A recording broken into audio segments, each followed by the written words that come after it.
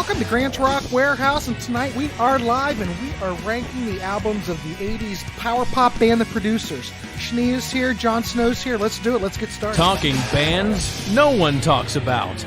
Grant's Rock Warehouse. Holy crap, ladies and gentlemen, we are live and we are going to rank the albums of, I'm going to use the term power pop band, but they are much more than that, and we will let Schnee talk about that, because if I violate that, he will beat me up later. Exactly. I just get angry. Grant. But we're going to look at the band, The Producers. Jon Snow is here. We haven't seen John for a while. I think, John, what was the last time? What were we on? We did Billy Idol, I think was Billy the last. Idol. Yeah. Yeah, well, he's back, and he suggested this topic, and I went, I'm in. It's and, like, hello, ding, ding, ding. And Stephen Schnee's here, and I knew I had to bring Stephen Schnee along because he is power pop, ladies and gentlemen. But anyway, that's what we're going to do. We're going to rank the albums. I want to thank everybody in the chat for showing up tonight already. AZ Mix here. Oh, holy crap, everybody's here already. Nathan, nice, yes. Can I interject? Look how he interrupted me. I'm talking to the public.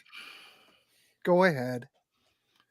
Number one, just in case anybody is curious, my last name is Schnee. Well, it's actually pronounced Schnee, and that's German for snow. So me and Jon Snow awesome. are brothers in rock already. Absolutely. Rock brothers. And also, just let me just lay this out at the beginning of the show so we don't have to address it anymore. Okay. There's power pop and there's AOR, which I love. I love both genres so much. Love AOR. Power pop, AOR. Right here in the middle is The Producers. And sometimes they go, hey, we need to get gas. So they go off and they go in the power pop area. They get gas for a couple songs and then they get back on. And then they go, oh, hey, look, there's a Waffle House. And then they pull off the freeway on the AOR side and they grab something to eat and they do a couple AOR. So they're right down the middle with forays into both. Just a great, great rock band. Jeff Halverson. You guys keep ranking bands I didn't even know had more than one record. Well, I told you. We're talking bands that no one talks about, and they don't know they even have any records out. Brian C., nice to see you. DC, we know you get gas, for God's sakes. And sometimes they get gas at Waffle House. Yeah. So I love Waffle House. Yes. So I want to thank everybody for showing up so far. Hopefully we get a full house. I hope we get as many as we did when we had the Bay City Rollers on last night. So that was a great show. We got a lot of great response, didn't we, Steve? Yes, I already have an author of a Bay City Rollers book sending me a book. I have somebody who has a Bay City Rollers podcast, wants me to go on one of her shows and do a hour DJ show where I pick 10 songs and play them and talk about why I picked them. And other fine folks, Duncan Farah from the group shared our interview on his page. And so very exciting. That's cool. Very nice. I didn't get any offers at all because I'm just a talking head. Well, yeah, because I'm the star of the show. That's right. Absolutely. Yeah, look, DC. That show. John is the star of this show. Well, John's the star of the show because he came up with this topic, and I knew exactly who to bring on. Exactly. So that's why I'm at the bottom here. So everybody's probably familiar with the first album, which I have displayed whichever way that is. But they also, I kind of like doing it like this. So they have got 4 albums that we're going to take a look at. And that's the first album. This is the second album that came out in 1982. You Make the Heat. And then they got dropped by their record label, and then they did Run for Your Life. That's 1985, which I think has a horrible 80s album cover. Why would anybody even buy this when it came out? They probably didn't even know. I don't know. I bought it because it was The Producers. Yeah. I mean, it's better than the one before. It's the band name on it. This isn't very good either. Yeah, I hate that one. I don't like that one. So, but it is what it is. Yeah. So after that, they took a break. I'm not sure. John may know more about the history of this, but they did an album in 2001, Coelacanth. It was Which- actually recorded back in 1987, if I'm not Right. mistaken. I They, think it was 87, 88, 89 around that. somewhere period. around there. They were on MCA Records, and MCA suddenly just dropped a ton of bands, and they were dropped. So it got shelved for a long time. Well, here's something I've never heard Grant mention when we mentioned the boy. producers is the Jellyfish link. Yeah. Tim Smith, Tim. right? Tim Smith. Tim Smith replaced Kyle Henderson after the second album, and then he played on the next two albums, including this one called then of course he went on to be in Jellyfish, and then Uma Jets, Licorice Quartet. He plays with Sheryl Crow, etc. Yeah, he's a hired gun. I mean, he's all over the place. Yeah. And Tim Smith, I don't think Steve, I really had much of a chance to even talk about Tim Smith, so I didn't know when I would have had a chance to talk about Tim Smith. Oh, sometimes when we walk along the beach and we skip stones, and you've never brought it up. I guess that's what you were talking about. Okay. Well, Nathan, get ready to learn, because you will learn something, hopefully. Yeah, that album screams MTV. I swear to God, doesn't it? Yeah. Well, I mean, Miami Vice, all that stuff. So yeah. See, I was only aware of the first two albums, and I picked up the other two later.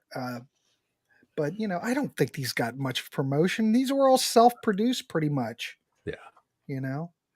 Well, this came out. The Coelacanth came out on One Way eventually, and I'm not sure if it's or was it One Way or was it no? It was One Way. No, it was One Way. It remained in the vaults for like 13 years, 14 years or something. So, but then didn't Tom Worman produce the first album? And he did. Tom Worman did too. Yeah, thank God. Yeah.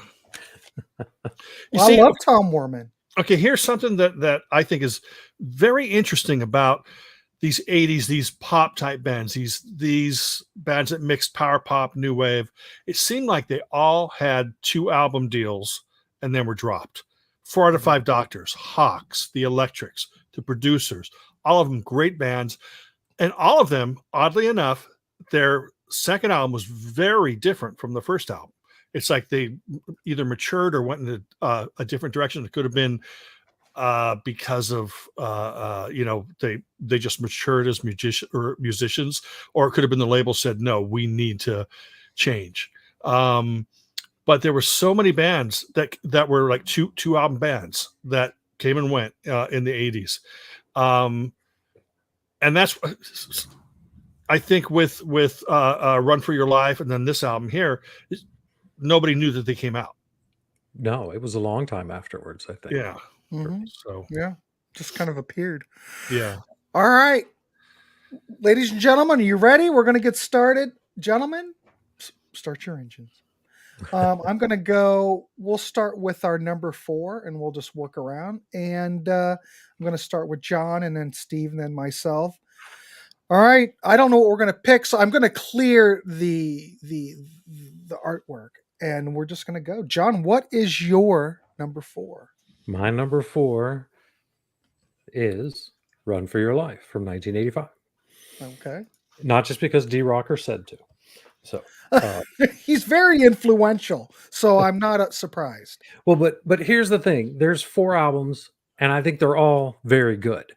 So it was just a question of what I was in the mood for the most recently on where I like something, especially when we get down to the lower ones. But Run for Your Life to me, it was self-produced, so it didn't have that. It wasn't as clean as the other 2. And I don't know. It showed not much growth. It was really 80s. There was some stuff in there. I'd mentioned the Miami Vice cover. There was a song on there, Friendly Fire, I think. To me, it could have been in a Miami Vice episode or something. But that's probably, it wasn't the most consistent album. There are a few more songs that I wasn't that into. But overall, I still think it's a great album. I like the one Can't Cry Anymore, which was a collaboration with Kansas. And I think Kansas actually had the song on their album, Power, I believe. Mm-hmm. That's a great song. I think Depending on You was the single. It didn't chart or do anything that I'm aware of. but it's a good song. And then there was Slow Dancing, which they redid for another album. But I think my favorite song on it is the very last song, which is Waiting on a Train. And to me, that felt like a Foreigner ballad. I mean, they do go between AOR, like you said, and power pop, and that one is very AOR. But it was just a really good song. I think it would have made a great single back in '85. Tim Smith it's his first introduction, and you notice him right away. The bass work on this album is fantastic. Actually, even with Kyle, I mean, Kyle's bass work was great too. But for some reason on this album, I noticed it a lot more, a little more intricate or something. I don't know. It was more memorable, more prominent in the mix. But overall, as a whole, it's just my least favorite. It's not a bad album at all. Yeah. Right. I don't think that there's a bad album in the catalog. No. We keep picking these records, and Steve and I have been talking about it because we've done a lot of these rankings lately live and stuff, and there's no bad album in these catalogs.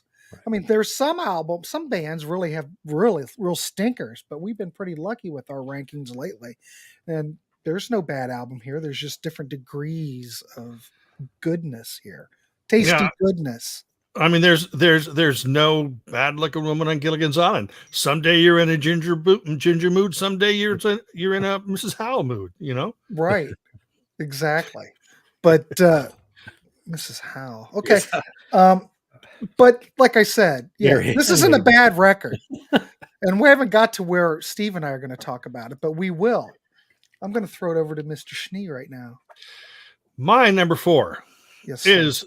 Coelacanth. Oh, I think it's a very fine album, very well produced. This is totally AOR. I think that this is really it's a powerful record. Sounds great. I think Wayne.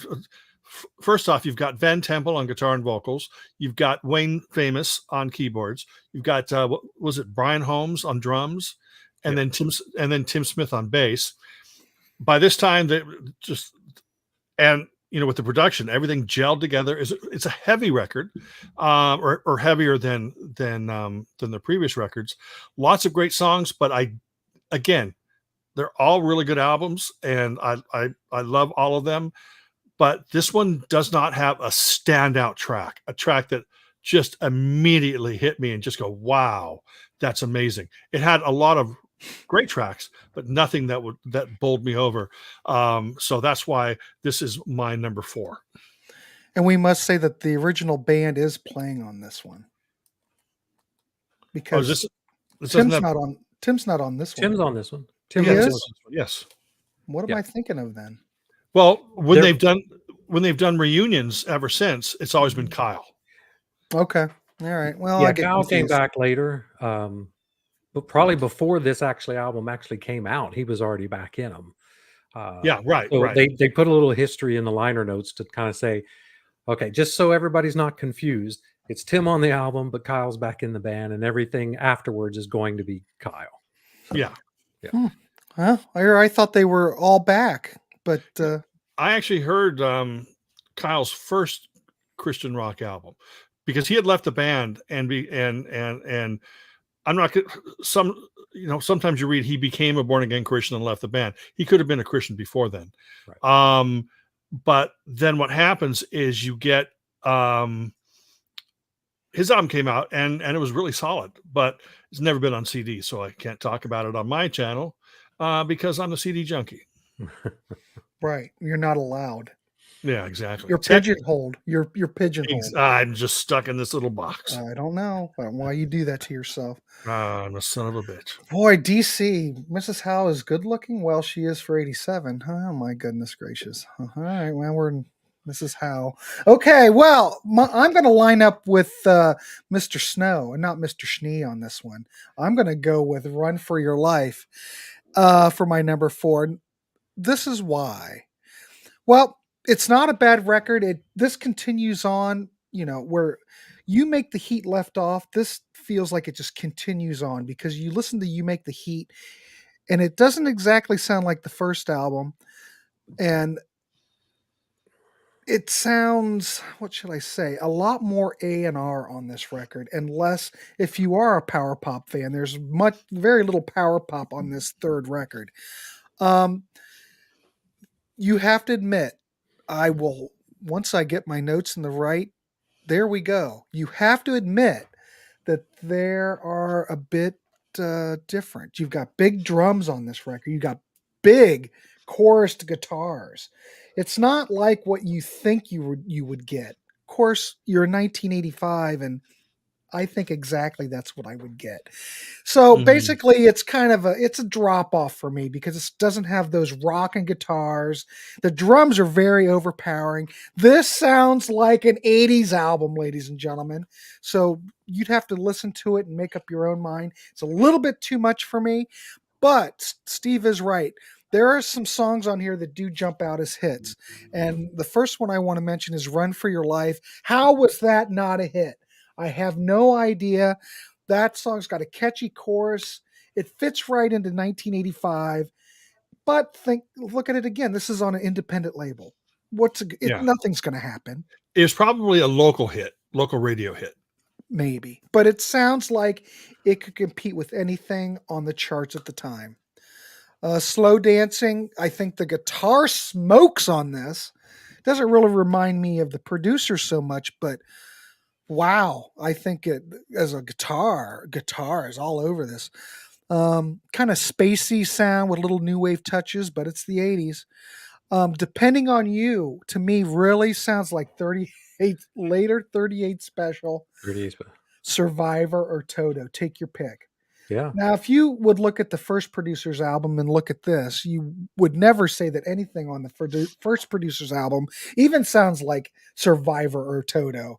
But this is where we're in 1985. But I did make a note. I don't need to go on about this record, but I do wish that the drums on this were toned down a bit because it kind of gives me some fatigue. It's like, wow, boy, there's some drums on here, you know? So that's my number 4. Not a bad record. But I don't know. You just sound too angry about it. You just sound.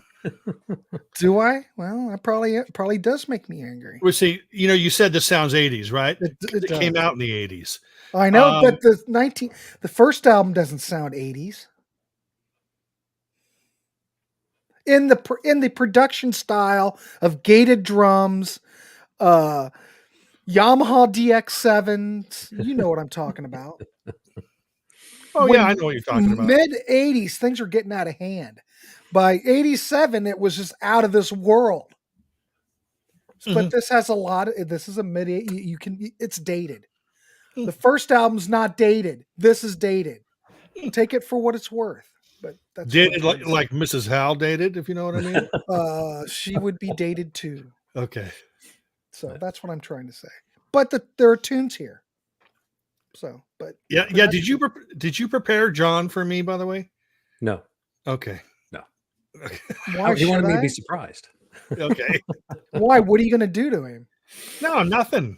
I'm just going to watch it, John. Watch your back. Yeah, watch your back. All right, so back. that's my number 4. So maybe I was a bit harsh, but I'm trying to be truthful. It's not quite the producers I want, but that's okay. But guess what? There are some winning producers, moments on there. we should be very thankful for anything that these guys put out. And these are like readers. They're really big though. They're kind of like my who was the guy that did the baseball? Harry Carey glasses. Yeah. Yeah. It can get ugly ranking the albums, but I don't mean it to be. How else am I going to tell you what it sounds like if you haven't heard it? I think you're in Contrarians mode today. Switch it off, Grant. I don't think it's a bad record. I just think it is dated because of the production. That's all. Mm-hmm. And is that good or bad? I don't know. Mm-hmm. Is this the Thompson twins? No. If it was, I'd be fine with it. But, Off. I know it's hard to do. All right, let's go to our number Listen, DC's on my side. He said, let the passion flow. He was talking to me. I bet. I doubt it. Larry Bud Melman glasses. That's it. That might be my new look. I can't believe I'm on the panel with Jon Snow and Charles Nelson Riley. Yeah. I do like Charles Nelson Riley. So do I. Look, Grant tells the truth. See? So do I. It's just that I'm not harsh. I'm not harsh. I'm just we're doing a show. I'm not boring. There you go. It's all good. It's all good. All right. Hello.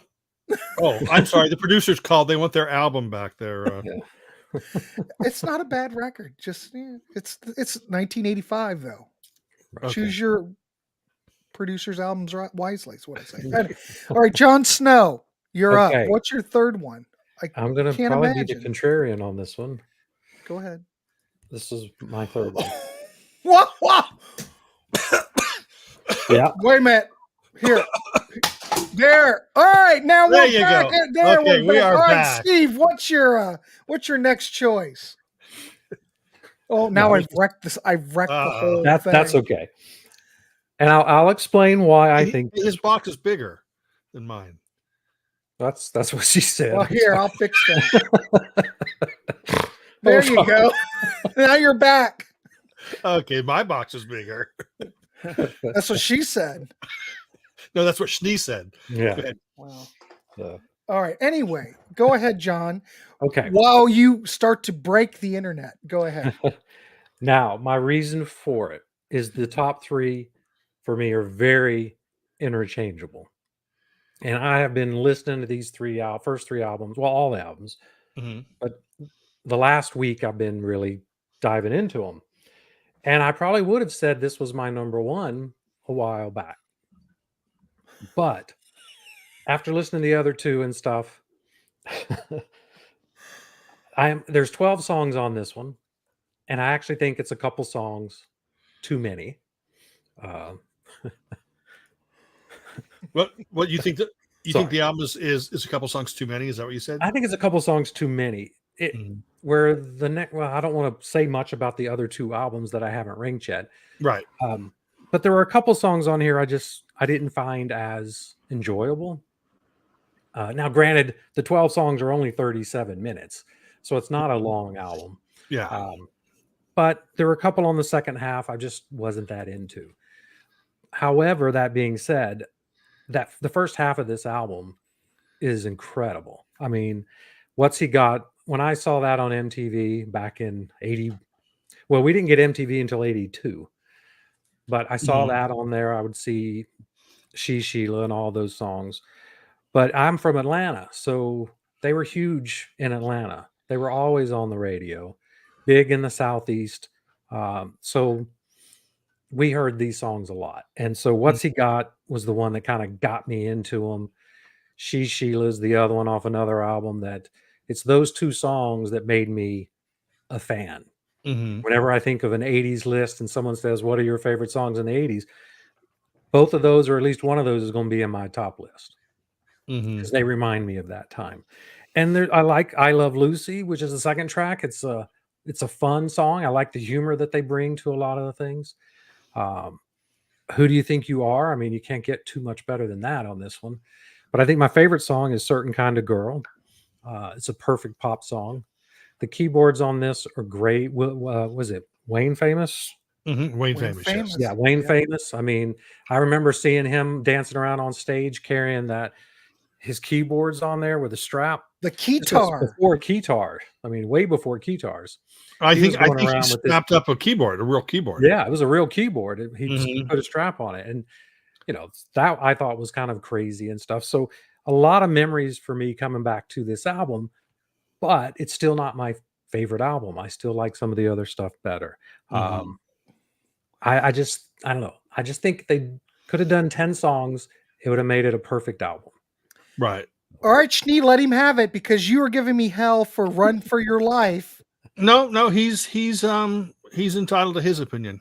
Oh, but Grant's not. I'm not. No. No, you're crazy, John. You're crazy. Yeah, I know. Wow, I didn't see that coming, John. Yeah. But Yeah, that's neither okay. did I. Wow. I mean, spoiler alert, that's like watching The Hateful Eight, and then half hour into the movie, Kurt Russell dies, and through the rest of the movie, he's just a dead body in the movie. You don't expect that when he's one of the stars of the movie. Oh, sorry, spoiler. I did say spoiler alert. Anyway, we're gonna jump in. Wait a minute. I need a moment because I'm still in a bit of. I feel like I've been shocked. So, But you see, the whole thing is I was so shocked I drained my bladder, so I'm sitting here wet. So I got to get through this really fast. okay. No, that is shocking, but we always have to remember that we all listen to music differently. Yes. And we also have to, if you really listen to the producer's catalog, the reason I think that they're classified as power pop is because of that first album. Yeah. Because the first album was the closest thing they got to power pop, even though Tom Werman was more of a rock producer. He was producing, these types of bands, and that album is more fun than the other three. Yeah. They seem to have a sense of humor on that album, really fun, and took the music in new wave directions. And when I say new wave, quirky and just real energetic. And then I think that they settled down in the next three albums and said, let's concentrate on the songs and let's not focus on, having these bright colored outfits. And, we don't want to be this new wavy band. We want to be taken seriously. And also, maturity and time on the road, it changes your perspective on how you want to present the music. Mm-hmm. So, but anyway, but he's right. Grant's wrong. Okay. Well, there we go. We can go on then. Well, since you've got the floor, what's your number 4? My number 3 is number 3. Jesus. Yeah, my number 3 is the album Jackpot by Monty Warden and the Dangerous. Oh, I'm sorry. That was just free advertising for the new Monty Warden album. My number 3 is Run for Your Life. And this was available on CD. I don't think you can get it anymore. You probably can for relatively cheap. It's a mastered from vinyl. But since I don't have a turntable, I'm going to settle for it. The reason I put this album higher than Coelacanth is for the songs Friendly Fire and Waiting on a Train. Those I think are two of the best producer songs in their catalog, in my opinion. And I mean, I absolutely love those songs just as much as I love She Sheila and What's He Got. Production wise, of course, they're not working on a major label anymore. They're probably paying for this all themselves. And remember, bands like this, they don't just sit around the house all day. They got to go out and they work. And, so they're probably getting funding from friends and local labels and all this kind of stuff. I don't know how, the ins and outs. This is the first album with Tim Smith. And also, it was kind of obvious on the previous album, but this album seems to have like an AOR meets the Police vibe to it. And I think that the playing was more intricate than obviously the first album. I think that's why it was sounding different to what people were expecting. They were trying different things, and it is all pretty similar. It's not all these different styles of music, and you only had one songwriter basically, or one singer, and that was Van Temple, because Kyle Henderson had left by this time. So it was a lot more, instead of getting two sides of the coin, you're only getting one side of the coin. So Run for Your Life is my number 3. Excellent. Well, I hear a lot of Police on You Make the Heat too. Yes. I think that's where it really started. Yes. That might even be more. Yes. You can tell what these guys were influenced by because they wear it on their sleeve pretty much. Or what the producer and label may have been saying, hey, I dig Walking on the Moon. Can you come up with a song called Walking on the Moon? And they're going, no, not really. And the label's going, yeah. And then they go, really? Yeah, exactly. Okay, here we go. 1, 2, 3. See what you can do, boys. You yeah. know? All right, my number 3, I'm going to go with Coelacanth. I like this much better than Run for Your Life. Mm-hmm. Now, Steve says that there's not really any songs that stand out, but Primitive Man, Dance on My Heart, I think that kind of harkens back to the original first album for me. The only reason I bring up the first album is because that just seems to set the blueprint. I think, well, obviously that's going to rate higher, but this at least gives me a glimpse into the past. The production's not as offensive to me. It's a little bit more calmed down, shall we say. Um, Again, the cover artwork means "Do not buy me."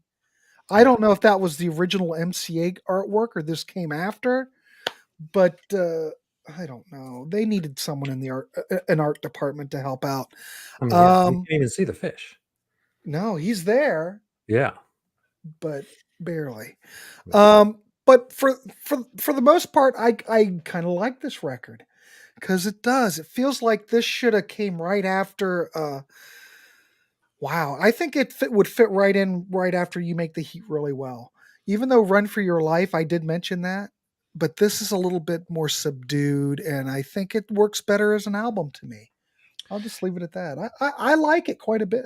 See, I was going to say that. Let me rephrase what I said about that album. All the songs are really good, but there's Right. nothing that stands out as a single. Whereas I felt that Run for Your Life, Friendly Fire, and Waiting on a Train could have been really good radio hits or singles. Yeah. I think as an album, though, I think this holds together better, though. Yeah, okay. So that's why I'm rating it higher. Mm. But like I said, or like Steve said, we all hear this stuff differently. We do. Yeah. So, Yeah. All right. Excellent. That's excellent, Grant. That's your number 3. Yes, it is. Great, Let's Grant. go to, thank you. Yeah, excellent, Grant. Yeah. God's sakes. So a tough crowd around here. I'm going to see what's happening in the chat before we go to our number 2. Oh, speaking of number 2, I'll be right back. Oh, look at this. 2 for 2. Me and Schnee sitting in a tree. KISSING. Fist bump, DC. Fist bump. The top 3 producer songs. Jack's Music Corner. Jack, how are you? Check him out, Nathan. Come on, that's why you're here. Are you from Georgia? Grateful Dogs? See, this is what I love about this channel, and what people should love about my channel is, well, no, because people don't go to my channel. What I love try about to this make channel, sure about that. yeah, I know, bastard. They don't go to mine either. What I love about this channel is the fact that people come here because they go, okay, what's next? I've never heard of this band. Let's check it out. Yeah. People go to my channel and they go, I've never heard of this band. And then they just go on and they go to DC's channel and listen to vaudeville tunes. Yeah, you go over to DC's channel, yeah. Wayne's got health issues. Oh. Yeah. All right, well, you guys need to keep it up in the chat because I need to refer to you Chattahoochee. when Schnee goes on and on about stuff. Thanks All for right. the Chattahoochee. So, Jon Snow, what's your number 2? Might as well leave that picture up because my number Oh, 2 Look at this. is Wow. Coelacanth. And the funny thing is, I'm least familiar with this one because it came out so much later. Mm-hmm. But when I listened to it, and I know that it was recorded in '87, I think, man, this really would have been a great album back in that time. It's because you said it's not as much of the so-called power pop that they had in the beginning. It is more of an ARO. And I disagree. I do think there are a couple songs that could have been hits. I really like Renaissance. And which is funny, Kyle actually wrote Renaissance, but he wasn't in the band. So that causes a lot of confusion as well. But anyway, that's a great song. And the opening track, Primitive Man, I think would have made a great single as well. I'm trying to think, where's my... Yeah. Out of My Head, I really like that as a ballad. Whether or not it would have done well back then, I don't know. But I just found the album more consistent. I guess I'm more of a AOR. I can't talk. Letters are me. I'm having trouble talking tonight too. Yeah, Letters are hard to read, especially side by side. Might be I'm the more of an beer. Might AOR be guy. I haven't had any beer. Mm. Yeah, I could use some. It would be better show. I just think it was a more consistent album. There was one song, Trouble. Where was it? You're right. I just cannot read today. Trouble with Love to me was more like the old style of the producers, but everything else kind of just seemed right for that time period. So I kind of wish it would have come out back in that day. So yeah, that's kind of why I don't know. I liked every song on it. There was nothing I didn't like, which is why I put it ahead Mhm. of the There you debut. go. Yeah. I can totally see that though. Yeah. But again, we all hear it differently. Yeah, that's Yep. good. Wait a minute. What rare maneth? I once shared Sheila with a friend of mine when we were blasted. And she fell in love with it. Love the producers. Need to be more familiar with their albums after the first two. Well, then you've hit the right show because we are going down that road. Now, whether you can find these albums to own, that's a different problem. It's a lot. The first two you can find in the stores. That's where I found them. In Well, the yeah, used you can get the twofer. Came Yeah, you out can go on buy one way that. back in the day. But coelacanth, you pretty much have to go online and order that somewhere. Yeah. I've never seen that in the stores. DC's on fire tonight. I'm gonna play Sheila for Mrs. Howell. Don't get her worked up. Lovey. Lovey. Rarest Maneth, the second album had an alt cover where the sleeve was black and the one with the fire and ice and whatnot. Yeah, there were two different covers. Well, yeah, there was. I know there's Where one is Marlon, for God's sakes? Go ahead, this show has that the cover. name up here, and there's another one that has the name across the front somewhere. Those are the two that I'm aware of. If that's the one he's talking about, yeah. Mark Boyd. You watch your mouth. Rollers. You watch your mouth, Mark Boyd. Mm. Rollers. Well, what Roller, yeah. I Did I say that out loud? Yes, you did. Yeah. well, if we're just talking the rollers. Yeah. By a landslide. No offense to the producers, but Steve and I did a show last night. Please check it out. We ranked the albums of the Bay City Rollers last night, which was so much fun.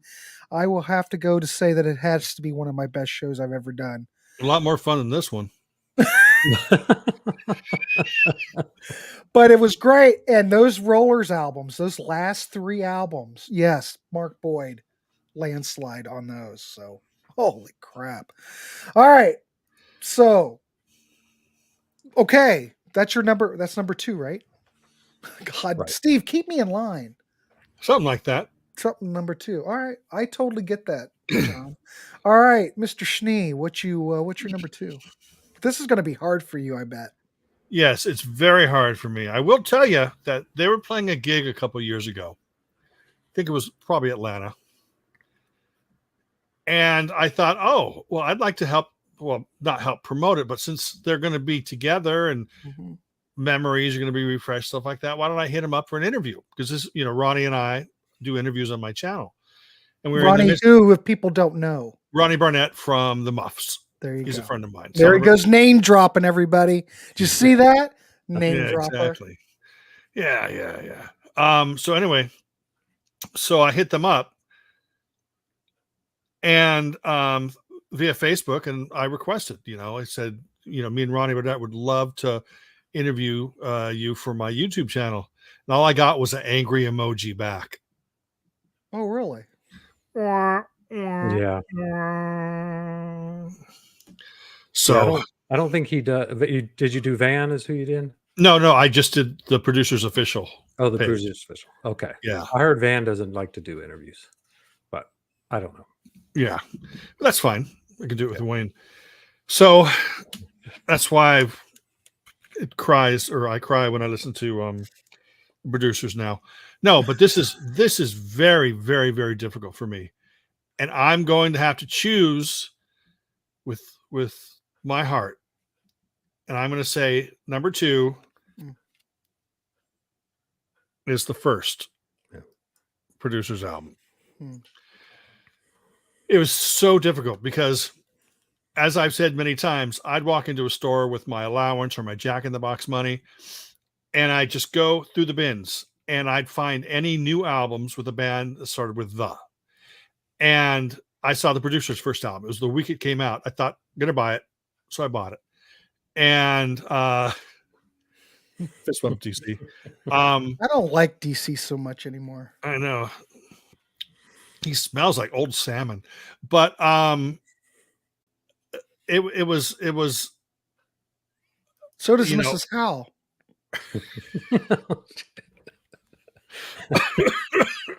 So, but when the first song you hear is What's He Got, mind blown. Mind blown. Very first song I heard by them because they weren't playing it on the radio yet. It eventually ended up on KROQ for a little while. And I was just amazed because it was such a great pop song. And the whole album is just a fun, upbeat, quirky new wave pop album. Some great power pop moments, of course, some just great pop moments, guitar pop, some new wave squiggly moments, and new wave squiggly. Yeah, sometimes when weird things happen. Okay, quirky. Do you feel dirty at those points? Do I feel dirty at those points? Well, yeah. Is that what you're asking me? If I feel dirty? Well. Are you asking me if I feel dirty during those new wave squiggly moments? Yes. Yes. Okay. No, I don't. I don't. Okay, good. With Mrs. Howell by my side. This show is just going down the crappers. But no, it's a great album. Absolutely great. And has great songs on it. But there's one reason why I chose number 1, and I'll talk about that when we get to number 1. Okay, good.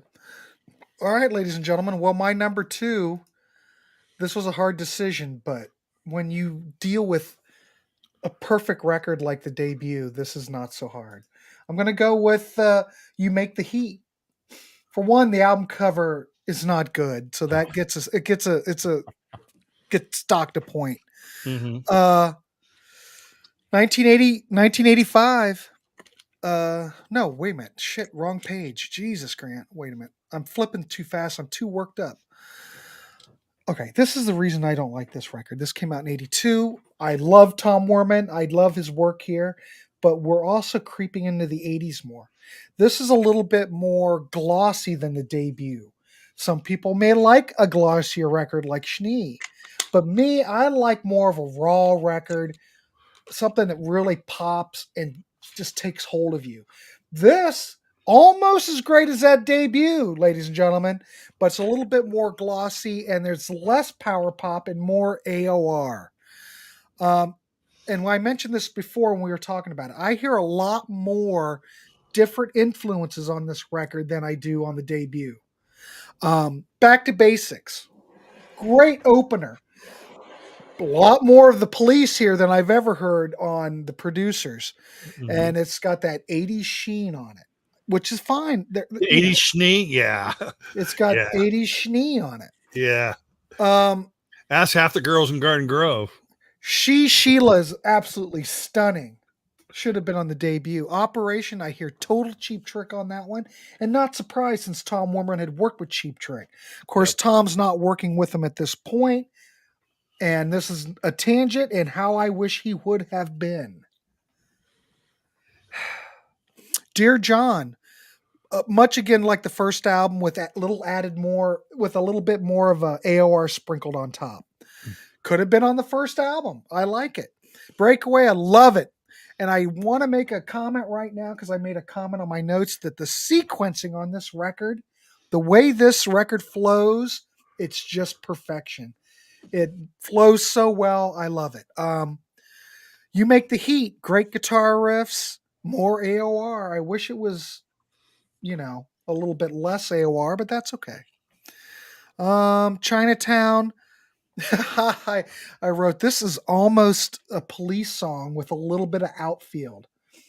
But I don't know. That's what I hear. I hear Outfield. I think it's a wonderful record. It could easily be my number one record. She's on a vacation far away. Exactly. This could easily be my number one on another day, but not today. But it's just a little bit. I think Steve probably likes that this record's a little bit more polished than the debut. Would you agree? I'm not that into the polish thing. I don't know why you keep throwing the polish thing at me. I love I'm asking a question. Do you? Do I what? Well, the first album's a lot. I would say is more raw. No, it's not more raw. Yeah, it is. No, it's just that you prefer it. So, look, do you like a more polished product? The production has nothing to do with it. It's for me, it's the songs. Yeah. See me, I'm a big production guy. Everything has the songs have to be there, the production has to be there, the album cover, everything that is part of this package has to come into play. Do you realize that ever since you mentioned the Outfield, I've just been thinking, God, 2 of the 3 members are dead. I don't care, but those Outfield records, holy crap, I know we're on a tangent. Sorry, but this is Bangin' is a great song. Oh, I mean album. That whole album. That second Outfield album. It's incredible. Who was it that turned me on to it? I can't remember. I probably did. Holy shit. I picked it up in the cheapie. I got it for $2. Yeah. Oh my God. Absolute brilliance. Yeah. Now I know we're all trying to turn people on to music, but I was one of those guys that I looked at the Outfield and went, yeah. Yeah. Go out. Check out some Outfield. They have how many, gentlemen, how many albums did they put out? Probably 5, 6? No, more than that. In fact, there's one album by them I don't have because it came out briefly on CD and you can't get it for less than $200 now. Their final album. Oh my God. Wow. $200. But I've got everything by them. I mean, I'd love to do a video on them, but I just need to get that one thing. So if anybody wants to PayPal me $200 or buy that CD for me, I think it's called like some innings or no, please. I don't want anybody. Innings? No, not extra innings. I'm not going to look it up, but but it's like their final studio album. Okay. It's Replay is the final one. Replay. Okay. They have 9 studio albums, 10 if you count a second edition of one. They did a revised version of one, but 9 studio albums. Look, Russell loves the sound. Yes, the second Outfield album is killer. I think William Whitman produced it, right? I don't know. Yes, he did. Yeah. I just picked up the Outfield album, banging on CD U-Store cheap. Yes. Dan, are the Outfield connected with? No, we're on a tangent. Tangent. That you have to have a flashing thing that whenever we go off on a tangent, just have it flash up. Flashing tangent. Yeah. Oh, yeah. Look at DC. Always thrown it in my face. 4 for 4, me and Schnee sitting in a tree. Yeah, why don't you 2 fist bump? Yeah, it's DC and Schnee sitting in a tree. DCTOONTIME. I've never seen the producer album in any store. Well, probably not. You could see them in the used bins. You used to be able to see them in the dollar bins all the time. I don't know. I don't go through the dollar bins anymore because the dollar bins are now $7 bins. And I've been on that before. Does anybody realize that the Outfield were from England, by the way? I mean, John Spinks looked like Jeff Conaway from Taxi. You know what I mean? He looked like he was like a California dude. But they're from England. Oh, thanks, Dan. Appreciate the nice. It's me because it's my show. It's me because I'm the guest. Because usually people don't tune into your other shows. Oh, look, it's Ladano. Look at that, John. Ladano's making an appearance. Imagine that. Look at him. Hey, fellas. It's like comparing 4 out of 5 Doctors' debut to Second Opinion. Totally. Absolutely. They're very, very different albums. Hawks. From the self-titled album to the 60 Seconds from Otho or whatever that is, completely different records. Tom Dickey and the Desires, first album, second album, totally different sounds. Mm-hmm. Well, anyway, back to the producers. It was fun to have a little divergent exercise. That's my number 2. You Make the Heat, though. I love this record. Don't get me wrong, Mm-hmm. but you have to have something to critique about it if it's your number 2. Mm-hmm. All right, Jon Snow, you're up. You Make the Heat. That's All my right. favorite one. 9 songs. It is. I do like the production. It's clean. It's It's clean. solid. The keyboard on She Sheila that opens that song. Holy crap! I mean, that just kind of grabs your hold. I mean, it's just like it's amazing. It opens and closes it. It's amazing. Yeah, it is one of the best songs to come out of the 80s for me. Mm-hmm. I remember seeing them on they did the MTV New Year's Rockin' Eve. And back then I was 12, 13 years old. I had to stay up. So I got to see them on that. And it just helped grow my fandom and stuff. So but you're right. I think Grant, you mentioned the sequencing. It's phenomenal. Everything just flows perfectly. Those first 3 opening tracks to me are the best on any of their albums, which you open with Back to Basics, She Sheila, and then Operation. I love that song. And there's a piece in Operations when he's singing No, No, No. I swear it sounds like Robin Zander from Cheap Trick. I mean, it could be a long lost Cheap Trick song. I scanned the credits and everything to see, because Warman worked with him. Maybe he had Robin in and he did that piece, because it sounds just like him when they do that. And it's one of my favorite songs on the album. So yeah, how they didn't get another album. I know how they didn't get another album after this one, because they did something to piss off the label. And is that how they got dropped? I heard I had no idea. I think they had a pissing match with the label, and the label dropped them. That's kind of the little pieces you can see on the internet. They had some sort of disagreement. But anyway, I just think this is a fantastic album, beginning to end. On the back half, I like Merry Go Round, Chinatown, Dom. I mean, for me, it was their perfect album, front to back. So no sophomore slump here, ladies and gentlemen. No, not at all. Not at all. Excellent. Hey, I can't argue with that. Yeah. All right, the CD Junkie. Another great band from that period was a band called Quincy. You guys remember Quincy? They put an album on Sony from this whole period. But Quincy didn't have that second album. They had to change their name, and they became Lulu Temple. So that was their second album, and it was radically different. I'm still on that same tangent. And thinking about the 2 late members of the outfield and Mrs. Howell. But we've been all over.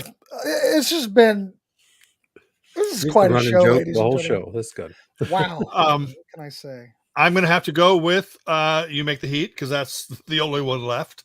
And She Sheila is one of the most amazing songs of the period. Yeah. It's one of those songs, like there are songs like, let's say, Mid-Jure, Pleasure and Pain by Divinals. These songs that as soon as it's over, I would go back and listen to it again. It would end, I would go back and listen to it again.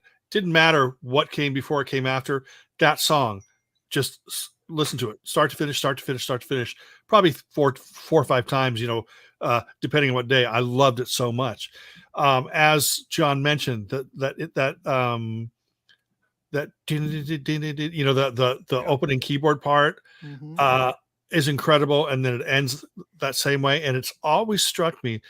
Now, Ronnie Barnett mentioned to me, he didn't go against what I had to say, but I posted the song weeks ago on YouTube, or the video for She Sheila, and said I just felt so bad, because this song is something that when we say She Sheila, everybody in this chat room should know that chorus. Now, of course, if you're just all Producers fans, you're gonna, but everybody here, people are saying, I've never heard the Producers. Yeah. That should be, I hate to mention Tommy Two Tone, because I feel bad that they only had one hit and they had some, really good albums. But if anything, She Sheila should be as famous or popular as Tommy Two Tones, Jenny 8675309. It should be one of those songs, the minute you hear the band name, that song pops into your head. Everybody should be able to think that, because it's such a great, fantastic pop song. And it did get a lot of MTV airplay, and I believe it did maybe even make it into the top 50 on like the mainstream. It was rock. 48. Okay. Yeah. On the mainstream rock track. So it did get traction, but I don't think there's anything even as close to it on this album. You Make the Heat. I think the album is strong, but I think She Sheila is better than anything that they did. Yeah. And it's such a spectacular record or song. And I have to admit, the first album, I like more songs on the first album than on You Make the Heat, but She Sheila is the thing. If I was on a sinking ship and I had to push Grant overboard and save an album, I would, or save one of the two producers' albums, I'd throw the first album in with him, and I'd keep this just so I can listen to She Sheila. But I better remember to save the turntable too. Yeah, don't throw it in with me. Yeah, exactly. And, yeah. There you go, D-Rocker. Great minds think alike, at least in this show. Or at least in the chat. They're still talking about cricket. I don't know. Freaking crazy. All right. Well, anyway, that's a good. Hey, I can't argue with that. The first two albums go hand in hand. Yeah. But I'm going to go with the first album. Basically, you have a lot more power pop on this record, if quote unquote power pop. I find the record not quite as slick as the other records. I love the new wave overtones on here. I like the energy of the band. It feels like they could just leap right out at you. A lot of Beatlesque harmonies I wrote. One of the things that really stands out is you listen to this and Brian Holmes. We really should mention him on all these records that he appears on. What a great drummer. Underrated. No one ever. I did mention him at the up. beginning. Mentioned him at the beginning. Okay. But what an underrated drummer. Thanks for paying attention. Yeah. Well, it's hard when you're running the show. I'm not running the show. I know. I can tell. And it's hard to pay attention to you, Steve, because you just go on and on. I don't. So, anyway, now I've been interrupted and now I don't know where I was. Anyway, I think on this first album, everything works. There's no She Sheila, but what he's got's pretty close. I Love Lucy. Holy shit. I wrote down here, What's He Got makes you want to pogo in a club in 1981. No, I was never tempted to pogo during that song. Whatever. Maybe go and I Love Lucy. Great track. I mean, this record's starting out on all cylinders. I Love Lucy. Great harmonies on that. Who Do You Think You Are? Again, we've brought up Cheap Trick. I think that this could be a possible Cheap Trick song. But, I'm not surprised. Yeah. Tom Werman producing, come on. Life of Crime, very new wave pop. Certain Kind of Girl, great. Oh my God, that's a great song too.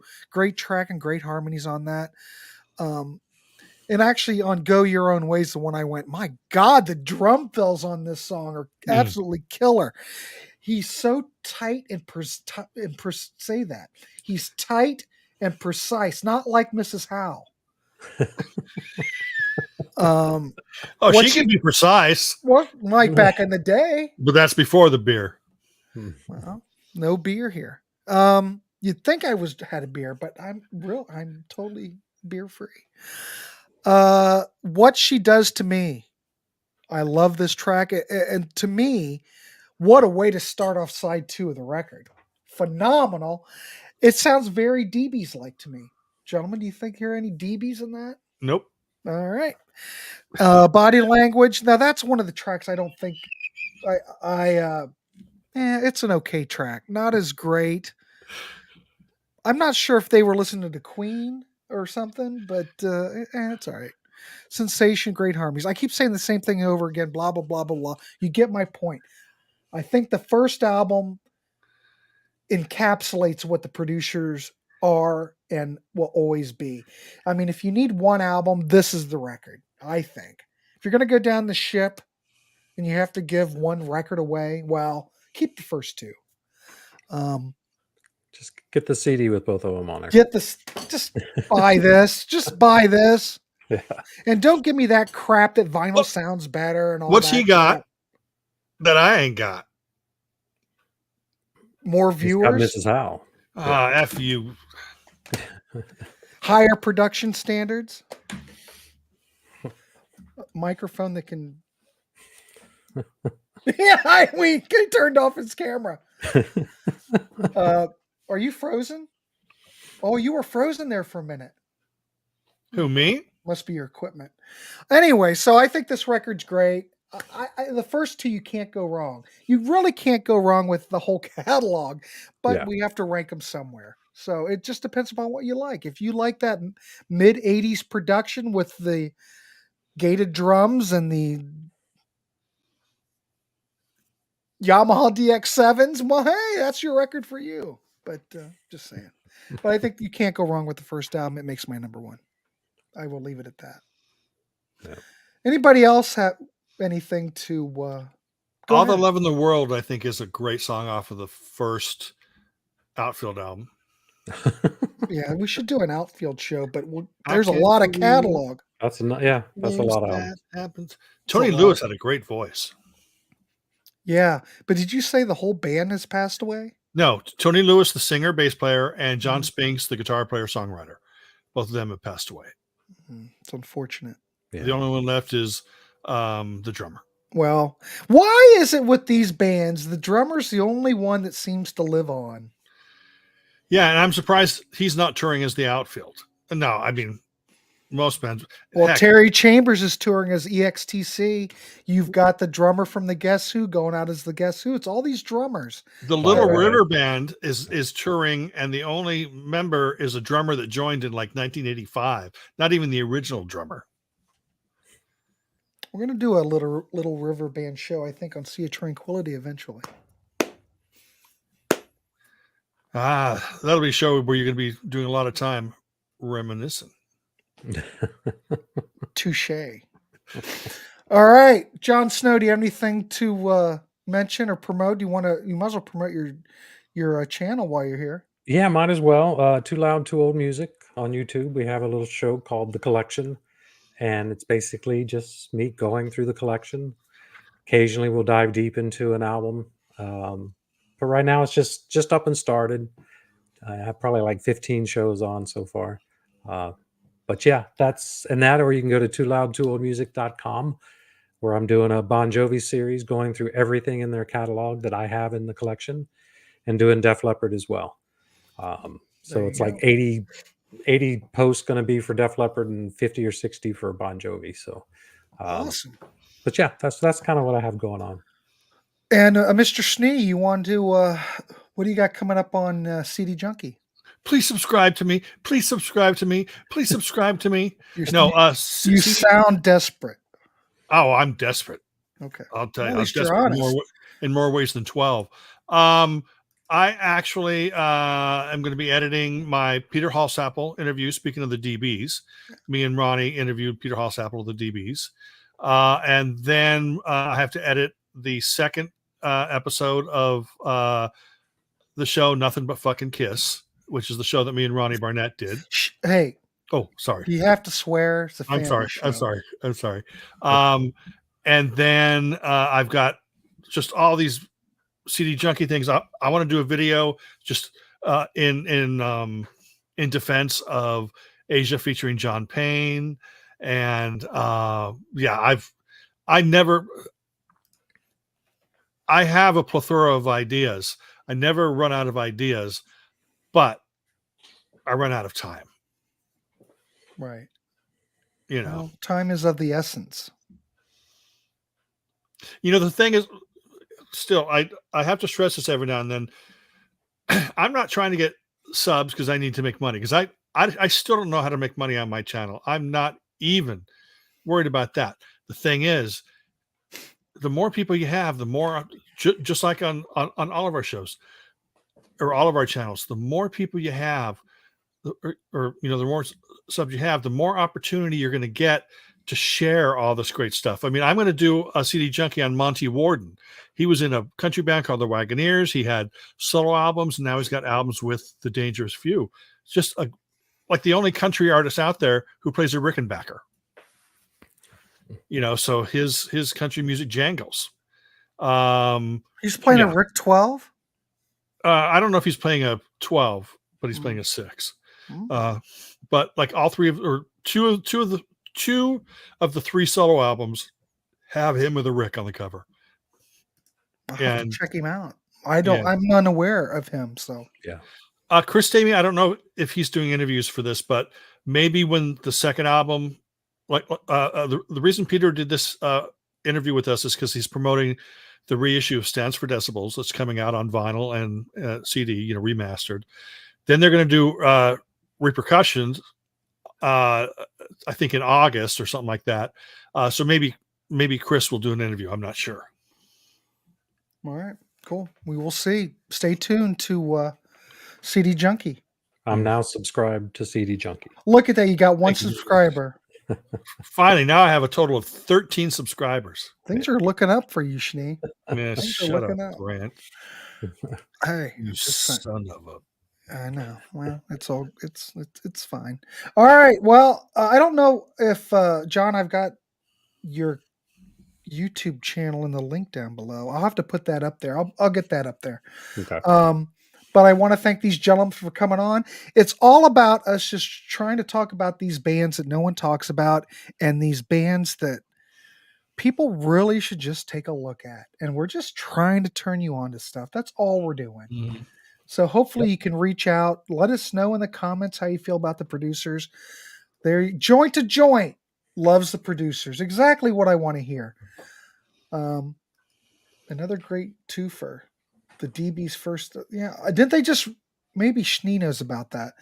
I think that they just remastered, or are they coming out?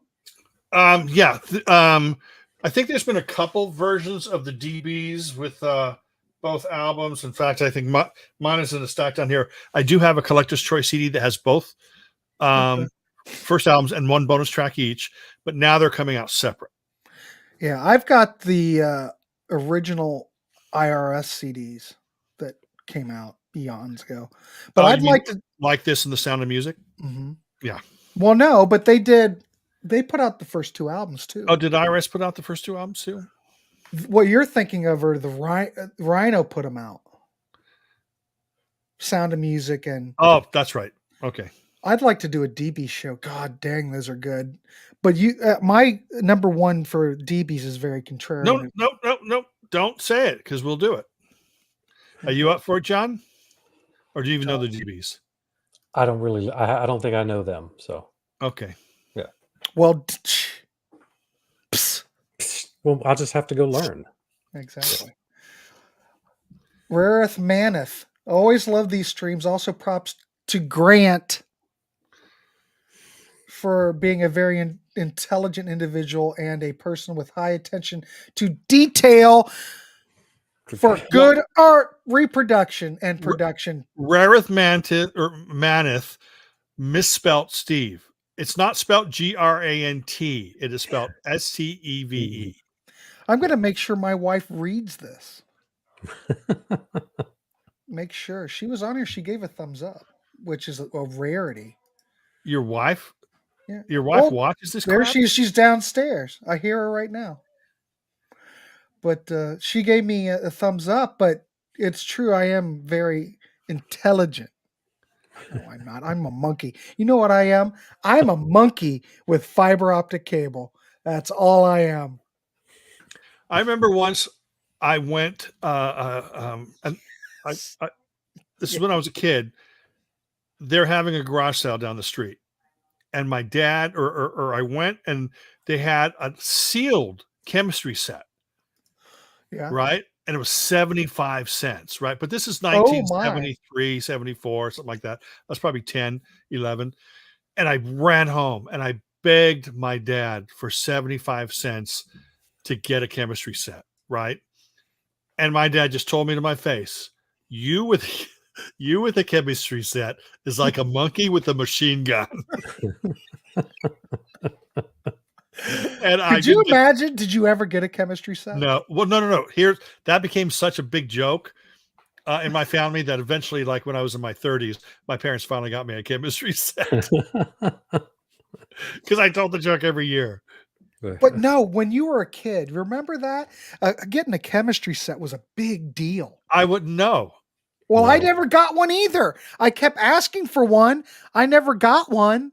Well, you with a chemistry set would be like a monkey with a machine gun. I thought the way they would advertise a chemistry set, you thought it was like one of the greatest things on the planet. It might have been. Oh, yeah. I never got one. I never had one. Look, BM Bolt. Is this show still going on? I stepped away for, BM Bolt. You used to be such a supporter of the channel. Now you just tune in like, I don't know. Let's see if Grant's doing a show. And are we able to edit him out of that thing that we did? I think I might have to edit him out. Yeah.